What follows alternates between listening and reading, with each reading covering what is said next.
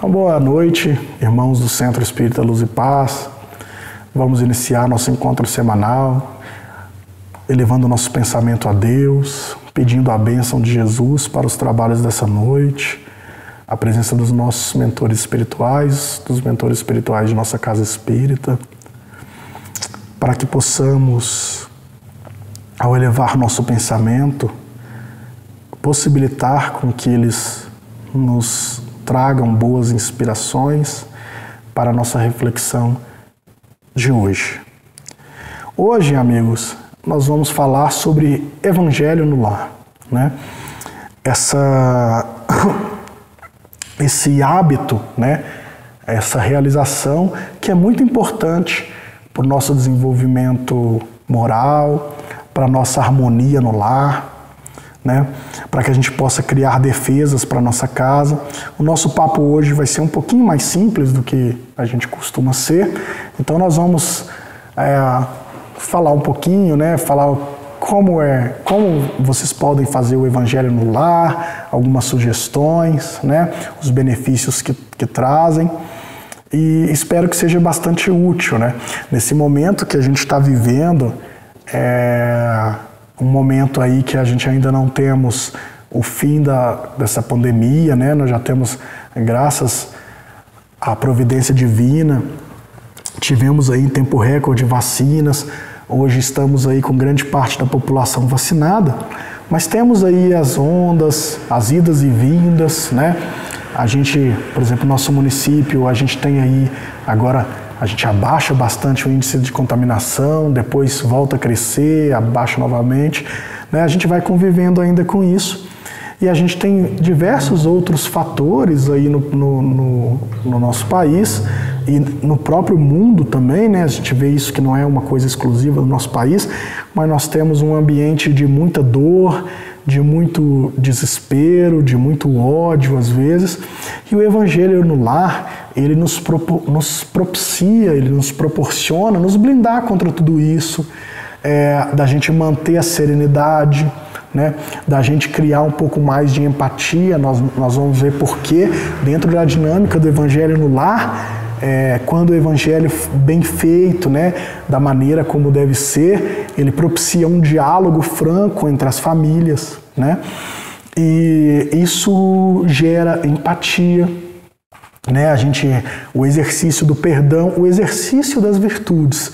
Sem falar que quando a gente faz o Evangelho no lar, a gente está elevando o nosso pensamento e abrindo as portas, né?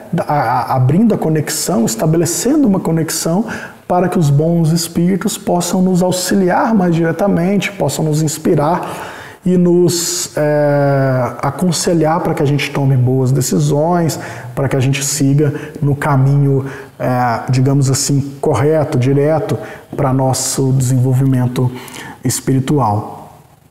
Eu vou tratar, para que vocês possam buscar também maiores elementos sobre o Evangelho no lar, eu vou deixar aqui quais foram as duas fontes que eu utilizei para essa nossa breve conversa de hoje. Uma das fontes vocês vão encontrar o site da Federação Espírita do Paraná. Lá no site da Federação Espírita vocês vão encontrar lá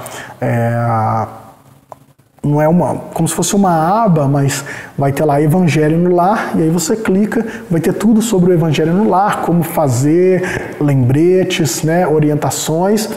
E outra obra que eu utilizei, outra fonte de consulta que eu utilizei para a nossa conversa, é um livro psicografado por Divaldo Franco, pelo espírito Joano de Ângeles. Um livro muito interessante, depois nós vamos conversar mais sobre esse livro, que se chama Constelação Familiar, né? E um dos capítulos se chama justamente o Evangelho no Lar, em que Joana de Ângeles nos traz a importância do Evangelho no lar para que a gente, dentro da constelação familiar, para que a gente tenha uma família unida, fraterna, para que a gente desenvolva, né, a fraternidade e desenvolva a harmonia entre uma família. E na medida que a gente tem uma harmonia familiar, a gente expande, né? A gente começa com a harmonia íntima, uma harmonia familiar, e depois a gente expande essa harmonia para a comunidade em que a gente vive, para o município, para o estado, para o país e para o mundo que a gente vive, né? Para o planeta. Afinal, quando a gente estuda o Espiritismo, a gente começa a compreender que a nossa finalidade evolutiva, né, é a gente viver uma família universal, uma fraternidade universal, né, entre todos os povos, entre todas as pessoas. Esse Evangelho no Lar, o que ele se trata então? Ele se trata de uma reunião em que se encontram todos os familiares para conversação edificante e salutar. Aí é bom a gente destacar que é uma conversação edificante, né? A reunião do Evangelho no Lar não é um momento em que você está ali para conversar, fazer fofoca, maledicências, riso, não. São, a partir de leituras edificantes, uma conversação também edificante e salutar, né?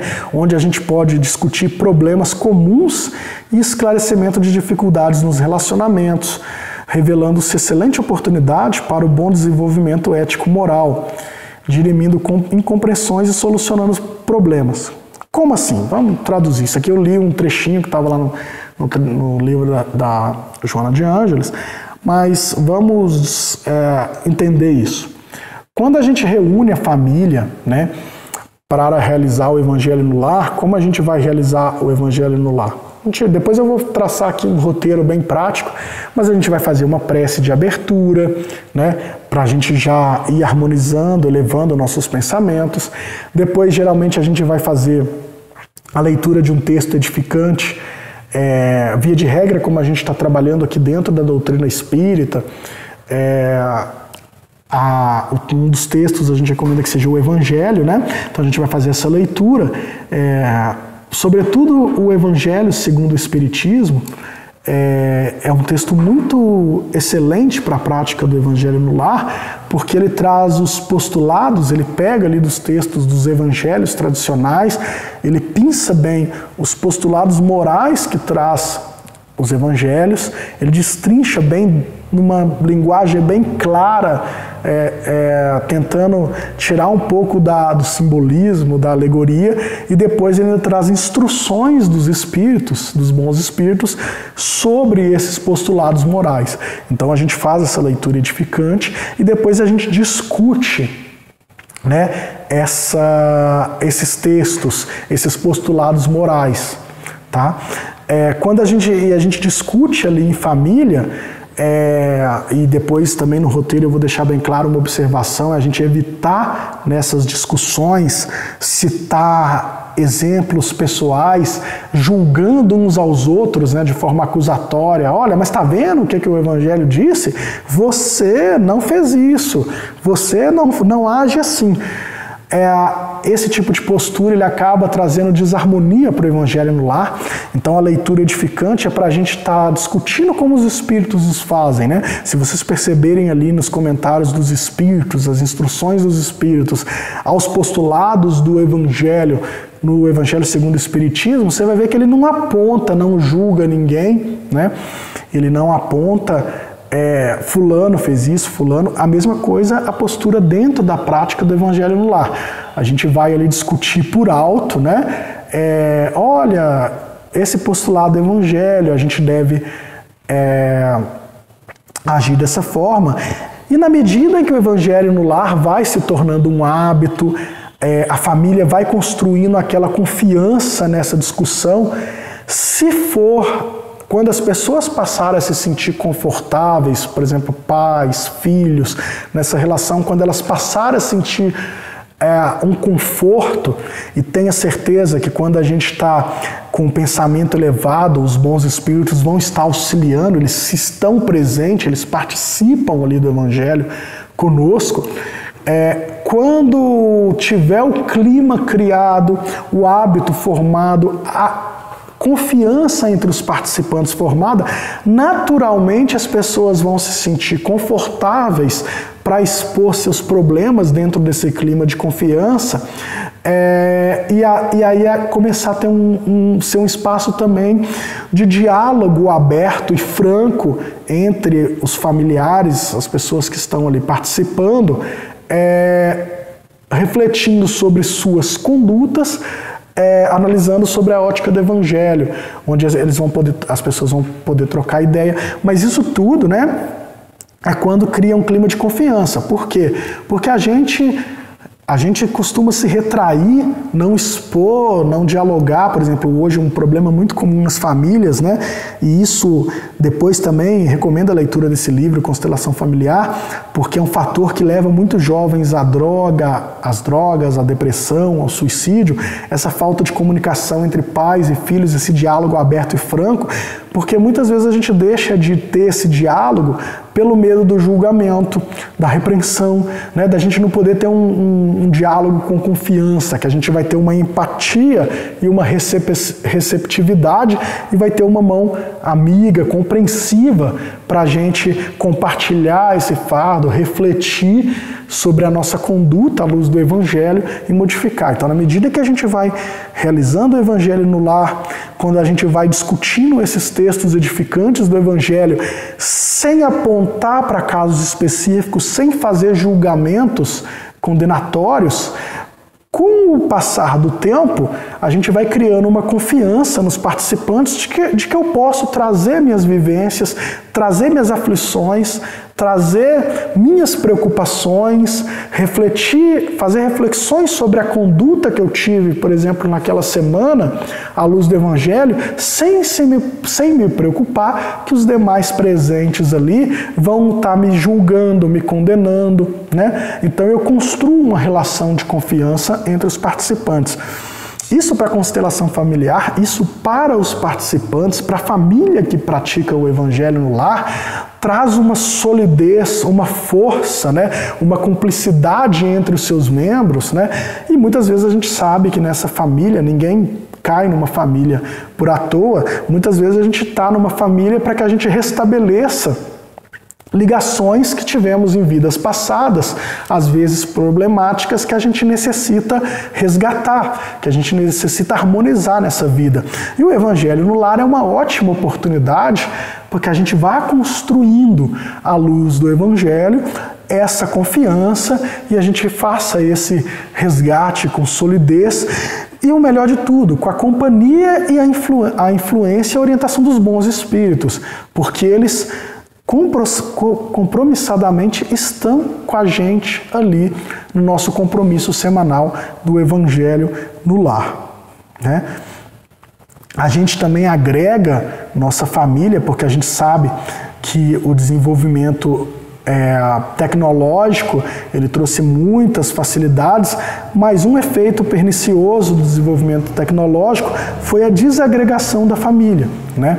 Então, antigamente, as famílias, por exemplo, elas sentavam quando você quase não tinha televisão, a hora da refeição era um momento de conversa, né, de troca, uma oportunidade de você trocar experiências, como foi seu dia, de demonstração de carinho. E hoje, muitas vezes, o que a gente vê é cada um fazendo sua refeição em seu aposento, num lugar diferente, raramente se juntam todos à mesa no mesmo momento.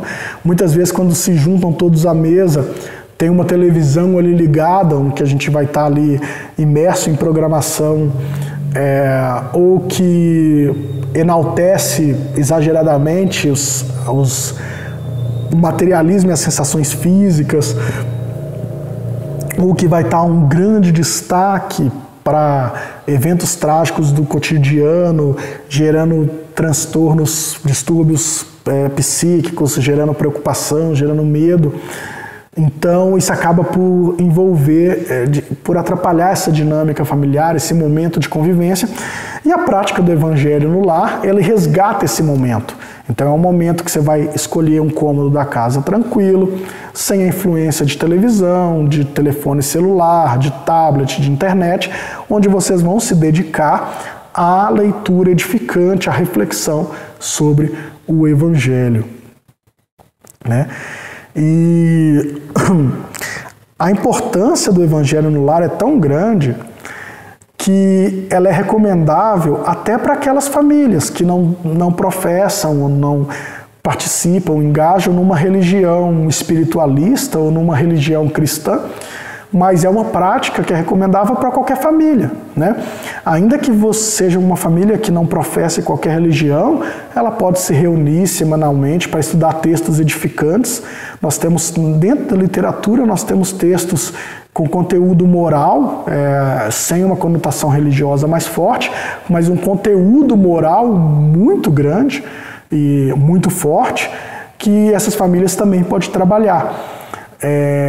Para também harmonizar aí as relações familiares, e tenha certeza, ainda que você não professe nenhuma religião, que você não acredite, se você reúne sua família para fins edificantes, para esses fins, tenha certeza, a assistência dos bons espíritos não é exclusiva de quem conhece, né, de quem professa uma religião espiritualista e crê ou acredita ou tem conhecimento da existência dos espíritos, da assistência, desse intercâmbio entre o mundo espiritual e o mundo material. Mas onde você tiver vibrações elevadas e as pessoas se reunirem com um propósito salutar, um propósito edificante, teremos a assistência dos bons espíritos e até mesmo a assistência do nosso Senhor Jesus Cristo, que disse que quando 2 ou mais pessoas se reunissem em seu nome. E aí vamos deixar claro, porque que eu digo que todas as pessoas de qualquer religião devem, porque quando Jesus diz que as pessoas reúnem em seu nome, não é somente para louvar ele, mas quando qualquer pessoa, mesmo que não professe uma religião cristã, se reúne com o propósito de levar seu pensamento a Deus ou aquilo que acredite como uma força maior, com o conteúdo da mente, o propósito voltado para o bem, tenha certeza que ele está fazendo isso, ainda que não saiba, não acredite em nome de Cristo. Então ele vai estar presente, os bons espíritos vai estar presente. Então o Evangelho no lar ele é recomendado para qualquer pessoa, para qualquer religião, né? Se você for da religião cristã, excelente, a gente recomenda que seja lido o Evangelho, o Evangelho. Se você professa, por exemplo, o Espiritismo, são os irmãos de ideal, a quem eu estou falando primordialmente aqui, a gente recomenda a leitura do Evangelho segundo o Espiritismo, porque nós temos ali a extração do Evangelho dos pontos chaves ali, dos postulados morais com a instrução dos espíritos. Se você não professa, né, se você não é ainda irmão de ideal espírita ou de uma tradição espiritualista, leia o Evangelho, pegue ali para ler, discutir no Evangelho no lar, o Evangelho de Mateus, de Marcos, de Lucas. E se você não professa nenhuma dessas religiões, alguma outra religião, pegue ali seu livro sagrado, mas procure leituras edificantes, né? Leituras que propaguem o bem, que elevem nossa mente. E só para antes da gente entrar aqui na parte interessante, que é para nossos conselhos, tudo sugestão, tá? Cada um vai desenvolver no seu lar a prática que melhor se adeque à sua família para a prática do Evangelho do lar, mas nós vamos dar um roteirinho aqui, algumas sugestões de como fazer, o que fazer, alguns conselhos para quem ainda não faz, como iniciar o Evangelho do lar na sua família, né? E antes de passar a esse tópico, nós vamos colocar aqui que o Evangelho no lar é uma prática que remonta a muito tempo, e quem iniciou o Evangelho no lar, essa prática, foi o próprio Jesus, né? Quando ele, ali na residência de Simão Pedro, e a gente sabe que Jesus residiu ali muito tempo com Simão Pedro, ou então quando ele, em qualquer outra residência em que ele se hospedava, ou mesmo nas praias ali de Cafarnaum, ele sempre reunia os amigos. E, no caso, não tinha os evangelhos, mas ele sempre reunia os amigos e falava a respeito dos planos em torno do reino dos céus, né? Que é justamente, ele estava ali falando sobre, nos dando caminho, né? Jesus, o caminho, a verdade, a vida, nos dando caminho que a gente deve seguir para a nossa elevação espiritual, para a nossa jornada evolutiva. Então Jesus foi o grande precursor do Evangelho no lar. E quando a gente diz que você vai fazer na sua casa com sua família, né, todos aqueles que convivem com você, não digamos apenas a família sanguínea, né, mas todas aquelas pessoas que convivem com você. E mesmo a gente vai traçar aqui que é importante estabelecer um dia e um horário específico, e mesmo que você tenha visitas na sua casa, convide-as a participar do Evangelho no lar, né? É um momento de você ter uma visão de alguém de fora, compartilhar. É muito importante, convide elas, né, a participar do Evangelho no lar, né? Eu tive viajando recentemente, né? Tive a oportunidade de visitar a casa da minha sogra e tive a felicidade de participar do Evangelho no lar na casa dela. Ocorreu no dia dela realizar o Evangelho no lar na casa dela, a gente estava presente, minha esposa, e a gente realiza em casa, mas a gente teve a felicidade de participar no Evangelho do lar na casa dela também, como foi uma imensa alegria para ela que a gente ali participasse, né? Então é muito, muito interessante que vocês convidem, tá? Então foi Jesus que trouxe essa prática. Então vamos lá, e aí eu vou fazendo pequenos comentários, já estamos, hoje vai ser mais breve, eu acredito, os objetivos do Evangelho no lar, bem compreender e sentir o Evangelho a fim de melhor exemplificá-lo. Então quando a gente faz a leitura do Evangelho em conjunto, né, nós vamos compreender melhor, nós vamos ter ponto de vistas, porque não sei se já aconteceu isso com vocês. Por exemplo, eu venho lendo os evangelhos, lendo a Bíblia desde a minha adolescência, quando eu tive lá na formação católica, na catequese, né? E cada vez que eu tenho a oportunidade de ler novamente um texto bíblico, as minhas experiências, as minhas vivências, tudo aquilo que eu já passei vai me trazendo uma leitura nova, um olhar novo. Os estudos que eu vou fazendo vai me trazendo um olhar novo sobre o texto bíblico. Então, cada pessoa vai lendo também aquele texto do Evangelho de acordo com as suas vivências, com o seu grau de maturidade, com um estudo que já tem feito. Então, é muito interessante essa leitura e essa discussão, né, essa reflexão coletiva sobre o Evangelho, porque você vai trazer ali a troca de vários pontos de vista, de várias interpretações, a partir de várias vivências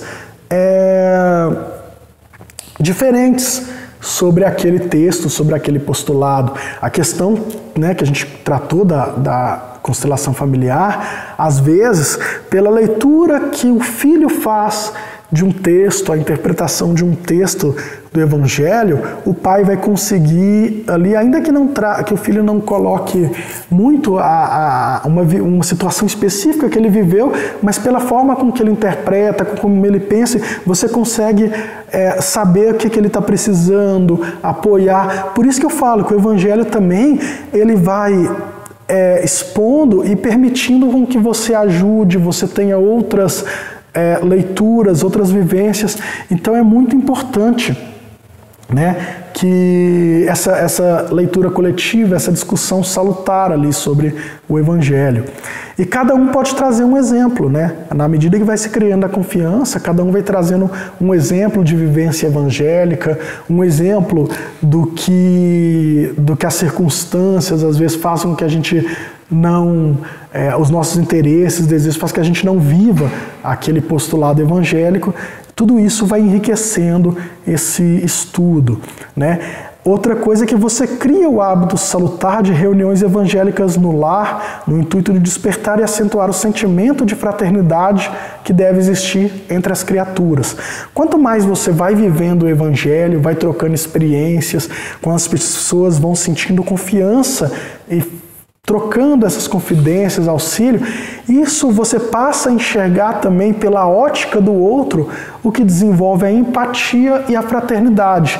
Então, você vai desenvolvendo fraternidade, empatia entre as pessoas que você convive, que é toda uma preparação para que depois você possa expandir essa empatia e fraternidade para as pessoas que você não convive, né? Que é o mais difícil e é quando a gente vai realmente estar expandindo essa implantação do reino dos céus. Obter amparo necessário para que possibilite a superação das dificuldades materiais e espirituais, em consonância com a recomendação orai e vigiai, né? Que a gente falou aqui? Quem já teve a oportunidade de ler a obra do André Luiz vai ver que quanto mais você pratica o evangelho no lar, e você vai criando uma fortaleza moral ali naquela sua residência, ela vai se tornando um ponto de luz, né? Você vai desenvolvendo essa moralidade, esse evangelho, aquilo ali vai se tornando um ponto de luz. Não lembro a obra exata, mas a gente vê na obra do André Luiz que muitas residências que praticam com habitualidade, com elevação de pensamento evangelho no lar, se torna até mesmo ponto seguro, ponto de encontro para os espíritos benfazejos. Quando eles descem a crosta para nos auxiliar, muitas vezes eles vão recompor suas energias, eles vão ter um porto seguro ali, um pouso, ou vão encontrar justamente num lar que pratica o evangelho no lar. E quanto mais luz você tem, né, você também está criando uma proteção. Até porque muitos espíritos obsessores ou ainda que necessitam dessa luz do evangelho, quando elas vão até a sua casa, você vai estar com a oportunidade de mostrar para eles o evangelho, de iluminá-los. Então é muito interessante que a prática no evangelho no lar, ele cria essa defesa também para nosso lar, para nossa residência, né? E como é que a gente deve fazer então um roteiro? Inicia com uma prece simples e espontânea, né? É interessante que todos participem, que todos tenham essa sensação de pertencimento. Então a gente pode às vezes dividir as tarefas. Aquele que não gosta de ler, que não gosta muito de comentar, ele organiza o ambiente, né? Ele coloca água ali para a gente solicitar ao final para ser fluidificada, que os espíritos fluidifiquem. Ele separa ali os livros, né, do evangelho para cada um participante. A gente pode pedir que aí uma pessoa faça a prece de abertura, que a outra depois faça a prece de encerramento, mas cada um tem uma participação no evangelho, né? Isso é muito importante. Como a gente falou aí da participação dos espíritos, é importante que você escolha um dia e um horário, né? Além de você criar o hábito, a disciplina, né, necessária para tudo na vida, você estabelecer esse compromisso, porque os bons espíritos, eles também são muito ocupados, eles são muito disciplinados e muito pontuais. Então eles também vão sempre naquele horário, naquele dia estabelecido, se fazerem presentes. Então a nossa responsabilidade, o nosso compromisso é muito importante, né?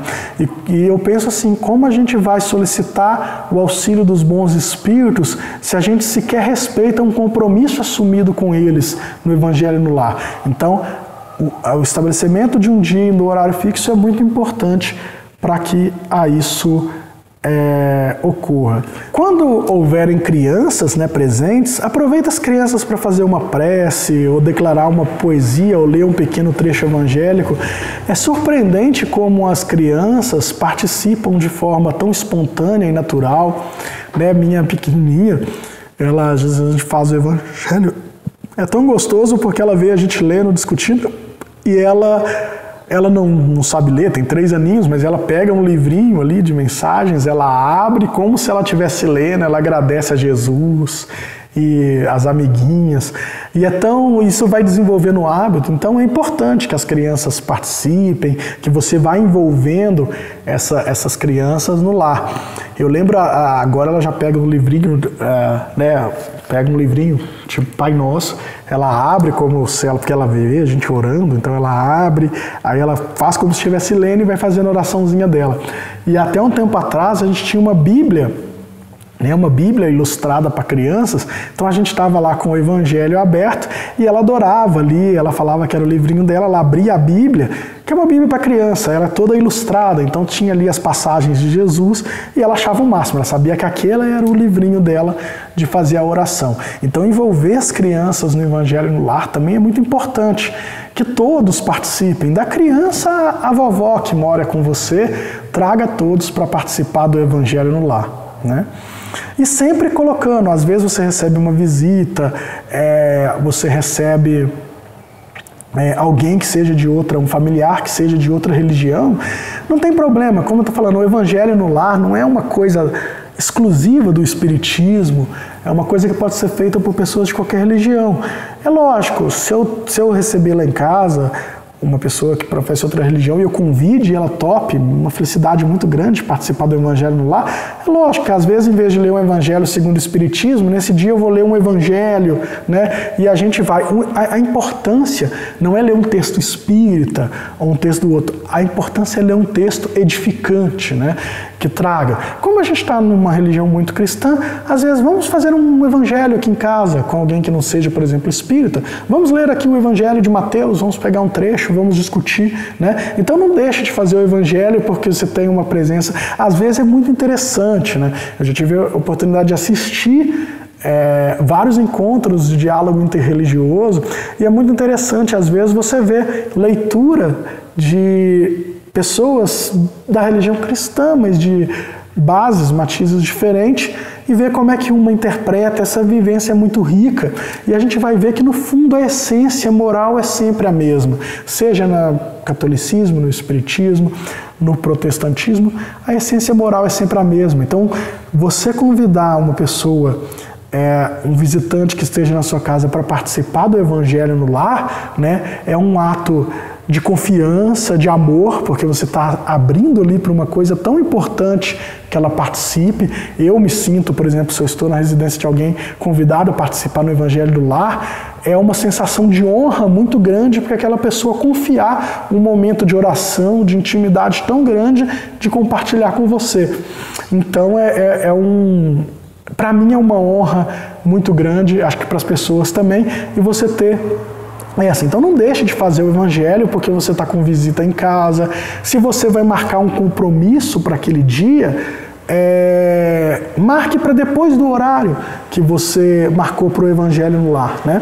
Mas você vai ver até, não sei se é na página da FEP ou no livro da Joana, que coloca que é muito importante também que você escolha bem o dia e o horário, porque muitas vezes é importante que depois do Evangelho do Lar, você permaneça em casa, você não saia, né? Imagina que você às vezes acaba de fazer o Evangelho no Lar e sai, vai para uma balada, para um lugar assim não tão edificante, né? Toda aquela vibração, toda aquela harmonia, inspiração que você recebeu dos Espíritos, você vai rapidamente se desfazer, ou receber muita tentação para se desfazer. Então é importante que você escolha um bom dia, um horário, que muitas vezes você vai permanecer ali no aconchego, na fortaleza espiritual, no santuário divino, que é o lar, que é a família, que você permaneça um pouco, né, depois do Evangelho do Lar ali em casa. Né? Alguns lembretes, né? O Evangelho no Lar, para não se tornar enfadonho, o ideal é que ele tenha uma duração aí de meia hora e que nunca exceda 1 hora, né? É interessante, depois que a gente vai estudando e que vai se tornando um hábito e as pessoas vão participando mais, às vezes a interpretação, a discussão dos textos evangélicos vai estar tão boa que vai se estendendo, né? Mas é bom que não deixar que se estenda por muito tempo esse Evangelho no Lar, para que também não se torne um fardo, não se torne enfadonho para as pessoas. Uma preocupação também, uma coisa, é não deixar que o Evangelho do Lar, como eu disse, não é uma coisa exclusiva do Espiritismo, e a gente não deve deixar que o Evangelho no Lar se transforme numa reunião mediúnica, né? Até pela questão da assistência espiritual. Isso tudo deve ocorrer na casa espírita, né? Então aquelas pessoas que têm mediunidade, tudo, que a gente evitar que o Evangelho no Lar se transforme numa reunião mediúnica, né? Isso não sou eu que estou colocando aqui, até tirei, isso aqui vocês vão encontrar lá, é uma orientação que está na página da Federação Espírita do Paraná. Lá no capítulo, na abinha lá que trata sobre o Evangelho no Lar, é uma das recomendações e lembretes que eles colocam para evitar que se torne uma reunião mediúnica. Então, amigos, é isso.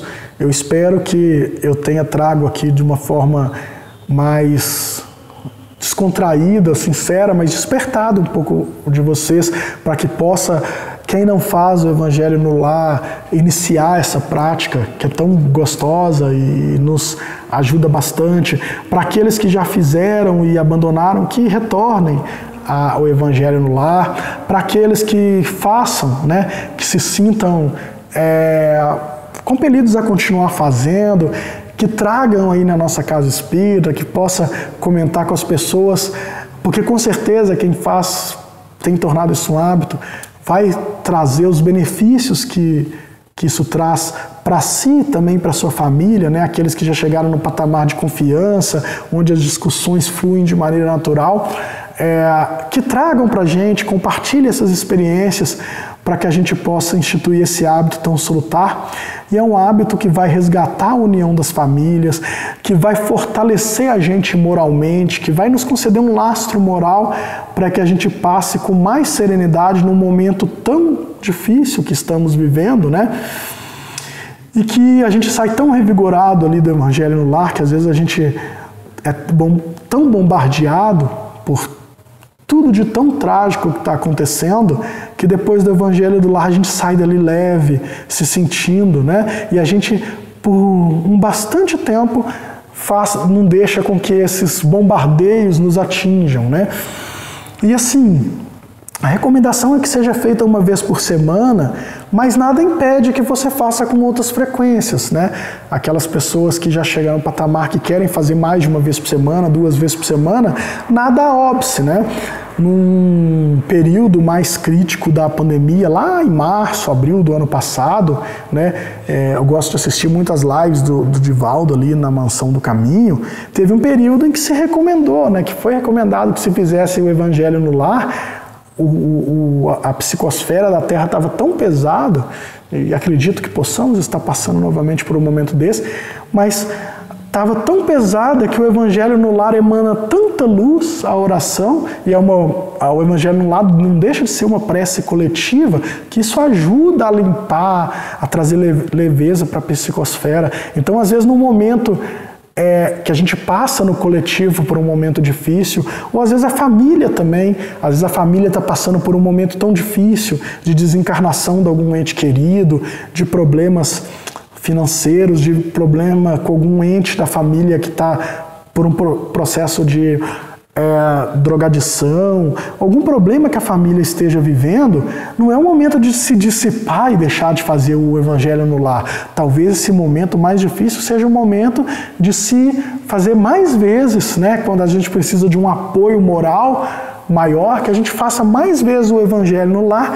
para a gente obter esse apoio, tanto no texto evangélico que nos vai trazer à tona esse caminho que a gente pode prosseguir, esse texto que nos vai dar condição, subsídios para a gente enfrentar esse momento difícil que a gente está vivendo, e também para que a gente tenha abertura, porque quando a gente eleva o pensamento, a gente dá abertura para que os bons espíritos possam nos auxiliar, né?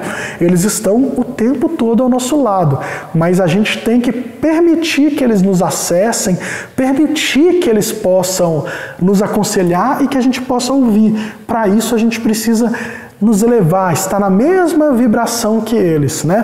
Se a gente pegar lá no Evangelho de Cristo, a gente vai ver que toda vez que Cristo queria orar, ou falar com o Pai, ou se conectar com Deus, repare, ele sobe ao monte. Então ele sobe ao monte para falar com Deus. De manhã, quando muitas vezes os apóstolos vão procurar ele acordava cedo e estava orando. repare, repare lá no Evangelho, ele estava orando no monte.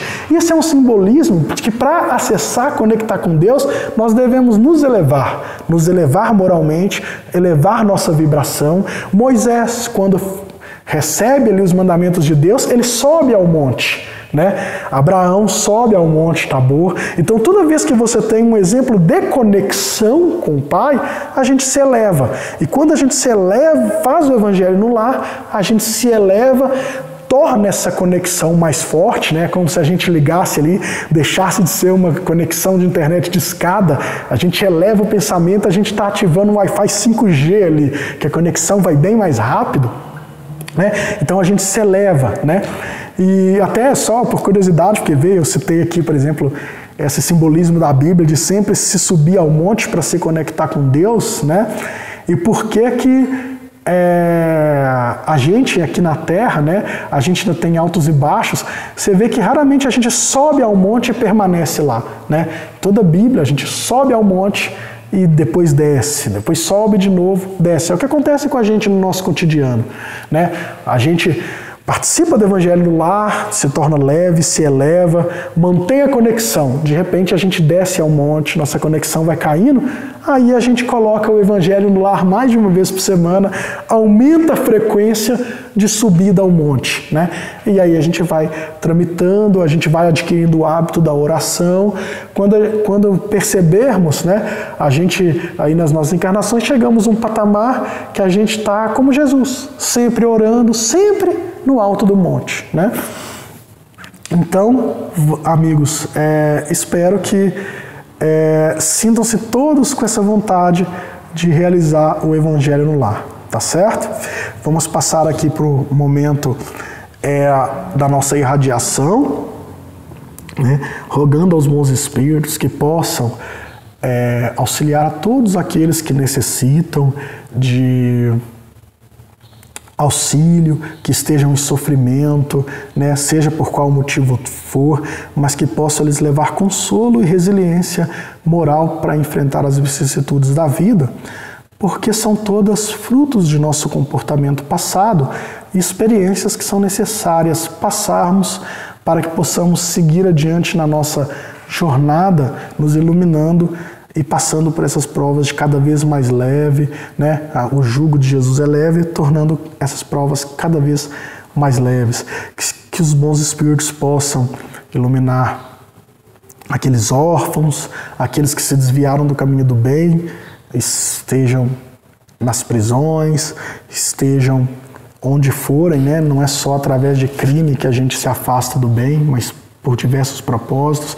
Então que possa os bons espíritos de Deus tocar o coração de cada uma delas e de nós também, para que possamos escolher o caminho do bem, que os bons espíritos possam fluidificar a água presente na casa de cada um de vocês, trazendo os remédios necessários para o equilíbrio do nosso corpo e da nossa alma.